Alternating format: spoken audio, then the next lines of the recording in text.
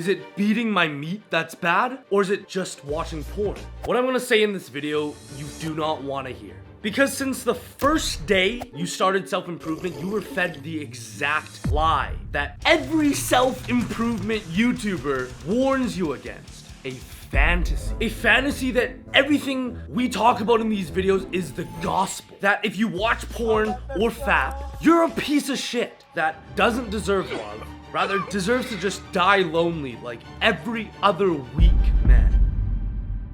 I promise this video has the potential to change your mind on porn, on masturbation, but most importantly, give you a step-by-step actionable guide on how to quit. So if the topic we're talking about resonates with you, all I ask is give this video your full attention. Listen to it like a podcast, put it on full screen, take a deep breath. Now, I'm not here to advocate for masturbation and especially not porn. I mean, since I was 8 years old, I would explore every XXX website from the typical Pornhub to trying to restart Reddit over and over without an account so I could get a nut bust between the times. Confirm if you're 18 years old button pops up. And I loved every second of it. Until 1 year ago, I discovered how porn was ruining my life.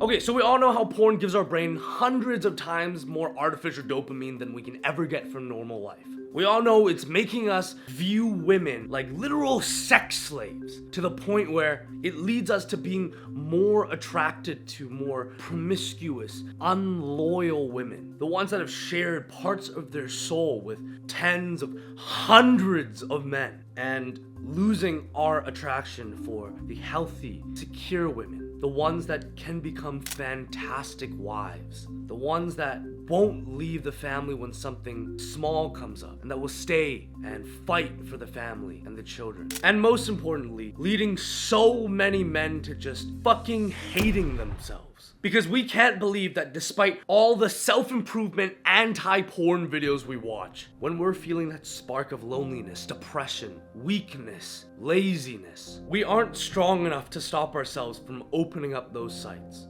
But there is one feeling that is worse than every other one combined. Ejaculating by yourself, in your hand. No girlfriend, no wife, just you, alone. So when I first quit this 12-year-long porn addiction, at first I let myself bust nuts. I'm gonna be real with you, I told myself porn is bad, it's ruining all this, but I'm still gonna bust nuts. And something that I learned now, maybe that's as you should. I mean, you're not gonna go to a beginner in the gym and tell them to throw on 225 pounds the first time they're in there. Sometimes you have to ease into it. But then I learned online that even the act of busting nuts has so many bad repercussions. For example, ejaculating is the peak of the male experience. It is what we were genetically designed to do. So, naturally, not only do you get a huge rush of this dopamine, and you can argue that it is purely natural. You get this pure rush of natural dopamine, the biggest peak you'll ever get in your natural life.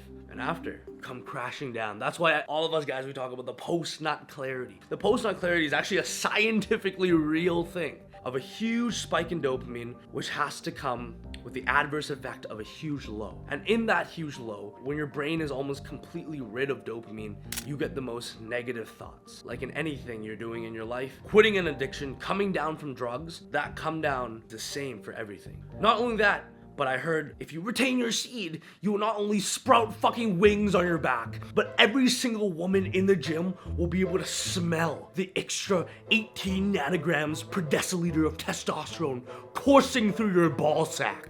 Like this shit is fucking stupid, bro. Shut the fuck up. But truthfully, most importantly, and I'm sure you've heard all this bullshit before, the one that actually got me to not only quit porn, but to stop busting nuts was the discipline. It wasn't about how girls could perceive me or if they could smell this sexual extra hormone on me. I wanted to prove to myself that I had the discipline to not bust nuts. So I stopped for about a week, and it was tough. It got to a point where I looked down some mornings and I couldn't even get hard. It was terrifying. So I thought to myself, why the fuck would I listen to all these other self-improvement YouTubers? Like, who are these guys? These guys aren't me. All my friends from high school bust nuts. All these guys I know on the internet, these guys that I look up to, they're busting nuts. Oh my god, did I just get stuck inside the self-improvement trap of listening to what these guys say as the gospel? I said, fuck them. I already quit porn. Nobody has to know. You know what, this is natural. What school taught me, what everyone else taught me, what all the guys in the comment section of every single time I post an anti-porn video. These guys aren't sucked into the self-improvement trap. These guys are telling me that it's natural to bust nuts. That if I'm not doing it, it might actually be bad for me. So I relapsed. And that night, I didn't open up Pornhub. No XXX website, but I did it naturally, to my imagination. Still, no woman, alone in my hand, by myself. And I fucking hated myself after. I hated myself the most, more than I've ever hated myself through my 12 years of porn addiction. Through my year of quitting porn was when there was no porn, by myself in my hand and my thoughts. I think that's because all those self-improvement YouTubers, those red pillars, the guys telling me why I shouldn't bust nuts, they were right, but they were right for me. Because whether it's from the childhood trauma that I endured or the experiences that led me up to this moment, they were right. That masturbation, even by myself, without having to watch these clones of Adam 22's wife, hurt me a lot and poked some deep insecurities from my earliest years, because it was a thing about discipline. Because for me, for many other men watching, probably for you, sexual discipline is not only the hardest thing to earn as a man, but it's something that we attach so much of our self-worth and pride to. Not just the sexual discipline, it's discipline in general. And when we learn that sexual discipline is so much harder than all these other forms of discipline, we gravitate toward it. Because whether you want to argue if it's through societal conditioning, through movies and TV shows, or it's just in our DNA as men, we love challenge. We don't like to admit it, but it's inside. I can see it. That even the nerd kid in high school, when he got onto the rugby field, you saw a different side of these kids. And we translate that through every single vessel in life. That's why these little things poke men. That's why so many UFC fighters lose their cool and take all these personal roasts and attack so deeply. And the only way for them to get it out is to literally put their life on the line. We as men are a lot more insecure, and we gravitate toward these extremes of discipline and challenge, try to prove to ourselves that we are strong, that we are mentally strong, physically strong. So that brings me to step one of not only how to quit porn, but how to start NoFap. Is you have to find out why you want to do it. So whether that's the advantages that you gain with women, you know, being a little bit more proud in yourself. And for example, let's say it's your girlfriend. When I first started NoFap 2, I would tell her like, hey baby, I promise you I'm gonna do this. And even though I could see her make jokes about it, and I could tell deep down she was super proud. And to this day, she still tells me how proud she is of me, knowing my past and how much I fucked up on before, that I've stuck to and I keep sticking to this challenge. Or if you're not in a relationship and it's a woman that you really want, no, they cannot fucking smell the pheromones off of you, like shut the fuck up. You do gain this huge sense of confidence getting over something in your life that you believe was impossible before. Taking on this challenge, especially if masturbation is something that you feel like grips onto your life, you gain this deep level of pride. Or most importantly, if it's linked to your childhood trauma. Dang, what the fuck? Like, all your biggest addictions, traumas, and problems that you have in life are 99.9% linked back to how you were treated by the world, by your close friends, by your guardians. Your conscious brain isn't developed enough to articulate and understand the things that are going on. Your subconscious brain at that age will always interpret everything as your problem and your fault and your doing. So whether that's not getting enough love as a child by the ones that promised you love or that were put on this earth, like your parents, to give you that consistent, healthy love, by not getting that, a lot of kids develop anxious or overly independent tendencies to cope, these extremes. And within those extremes, we gravitate toward pain. That's why a lot of people get into these repetitive toxic relationships, have abuse with drugs, because they do what is most natural to them, even though it's not logically correct to be taking all these drugs to cope with life. And for a lot of people, probably so many of you watching, that's masturbation. And once you find out why you're addicted to something or why you have a problem with something. And I think the best way to figure it out is literally, I always preach this, but open up a journal, pen and paper, lock yourself in a room for an hour, phones away, no distractions, and just write out, in this case, why do I want to quit masturbating? Once you come to the conclusion and you keep writing, your brain keeps generating the more and more profound, like honest thoughts. And at first you're just like, I want to get more bitches. And the 3 hours later, you're writing about how, yeah, as a kid, I was traumatized. So once you come to a conclusion, 1 hour, 2 hours, 3 hours later, you'll find out your why. And you'll have this to remind yourself when you want to relapse, when you're feeling bad. But most importantly, this will be layered into your subconscious. All these little decisions you make in the third step are gonna be so much easier to stick to and to subconsciously do. Step 2, make your choice. I know I love to do this, but I'm not gonna give you like a little autistic step to actually like write this down and make your choice, like yes or no, like check the box. But unfortunately, in the self-improvement space, we like to give you these exact tips in this exact way because it makes us feel that if you follow that exact step, it's our step and that's how you do it. However, as humans, we all have different experiences, and however you come to the conclusion of what that choice is, writing it down, telling people, you must come to a clear decision.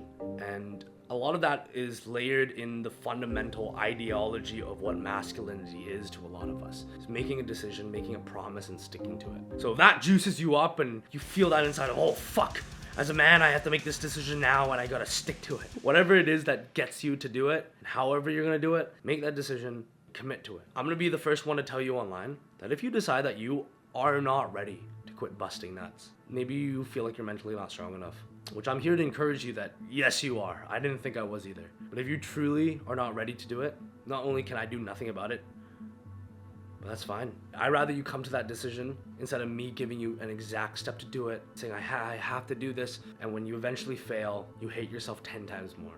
So make your decision. Step 3, Prehab. So I call this the calendar trifecta.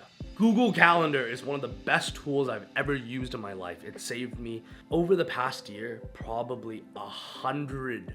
I don't even know how many hours are in a year, maybe 1,000 hours, because it helps me schedule out my life, put my life into blocks, kind of like we did back in high school. And although you might have been an absolute degenerate piece of shit kid in high school, you're probably a lot more structured than you are once you enter the real world without a job or being self-employed. So having calendar is very important, and this is the trifecta. Trifecta consists of time with friends, work, and physical fitness. Physical fitness includes meditation, working out, lifting weights, running. Work includes the stuff that you're doing toward your purpose, and time with friends. Bro, go find some friends or go. And if you think about it, these 3 pillars are like the basis to a healthy, successful life. It's the dichotomy of life. You can't have one without the other. You can't just be working all day and working out all day. It's unrealistic. As guys who are about healthy self-improvement, we're here for the long run. We're here to do this till we're 80 years old. Like, I want to be fucking meditating when I'm 75 years old on a porch, holding hands with my wife, like hope she's not fucking dead by then. And my kids still think I'm a bit of a retard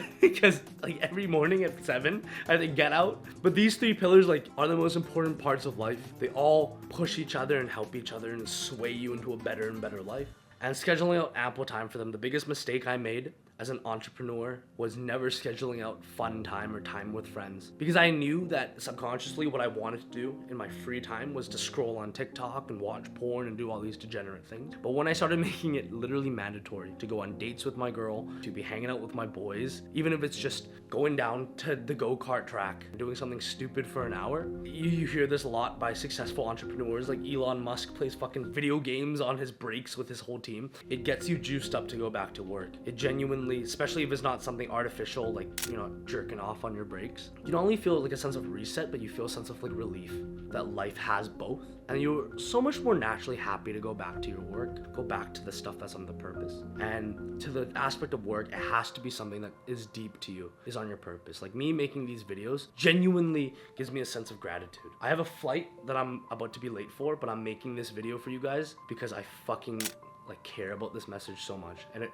feels, sometimes us guys, like we always want to be logical, but sometimes the thing that we have to do in life, the passion, the purpose, comes from a deep, profound feeling that we get over and over every single time we do this task. That's the task that you want to gravitate toward, that purpose. Finally, step 4, rehab. So I'm gonna save the nitty and gritty for this because I will be coming out with a full guide of what to do if you relapse on porn or masturbation. However, the general approach to this is one, I like to either sit with the journal or sit by myself and literally discover why, like go back through that journal of what the problems were, why you wanted to quit.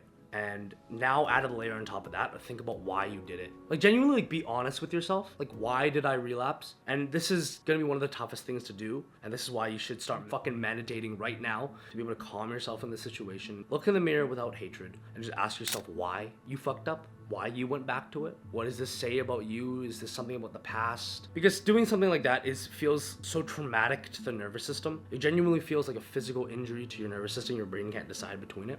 You're in such a state of shock and trauma that you went against something that you promised yourself, especially if you're more of an insecure guy like I am, and it took a lot out of you to fuck up like that and to really hurt your soul. You really have to deep breath. Just logically calm yourself down and think about why you did it. And I think once you find that answer, that layer on top, reminding yourself of why you started and then why you fucked up again, it's just little pieces of knowledge in your toolbox. So for the next time when you're about to grab your dick, you go, last time I fucked up, if it was because, I do this as a cope. And you'll literally catch yourself laughing at yourself. You're about to touch your dick at 3 a.m. and you're like, wait, I'm literally doing this to cope with the fact that mommy didn't give me enough kisses before I slept. Once you have that, and the next part of that is laughing at yourself, I think it's very, like, one of the healthiest ways to fix insecurity and things is to really step back and see the situation more logically. Put on a smile. If you actually put on a fake smile and turn it into a real one and laugh at your situation, you'll see that these things aren't that big of a deal. There's kids literally dying in Africa right now, and I know it hurts. Like, I empathize that it hurts really bad that you just fucked up on your NoFap journey. But you just touched your dick once, like, you're not dying. And finally, the part of that is, this is what no NoFap, no fucking red pill, no self-improvement YouTuber wants to say. Because it doesn't sound cool, and guys are gonna click off, and they're like, this guy's a soft bitch. You're not a piece of shit. What do we learn from all these movies like Rocky and all these like masculine movies? Is that it doesn't fucking matter how many times you fail. The main character fails over and over and over again, but he gets the fuck back up, and that's what winning is. So relapsing is just like that. You fail, you gotta be smart enough to not hate yourself, but also smart enough to not make any excuses. Admit that you fucked up, get the fuck back up, and instead of seeing that as a failure that you can't do this, see that as fail, a tool in my toolbox. I'm one step closer to never doing it. To conclude the video, the answer is masturbation as bad as porn? You don't want to hear this, but that's up to you to decide. For me, not only is it as bad, but it's even worse. So let me know if this video helped you at all. Let me know down in the comment section what you're gonna be doing, if you're gonna be trying the NoFap, the porn, and we'll all bully you for being a little weak piece of shit for touching your nuts. We're almost on the 10th video on this channel, and the fact that you guys find these videos more real than anybody else's, we're not just red pill pieces of shit. I'm literally trying to give my younger self advice because all that red pill shit hurt me more than anything, and all that blue pill shit also did. I appreciate you guys listening to these messages. Let me know what topics you want to hear. Genuinely love you guys. Stop touching your dicks and go find some bitches. God damn.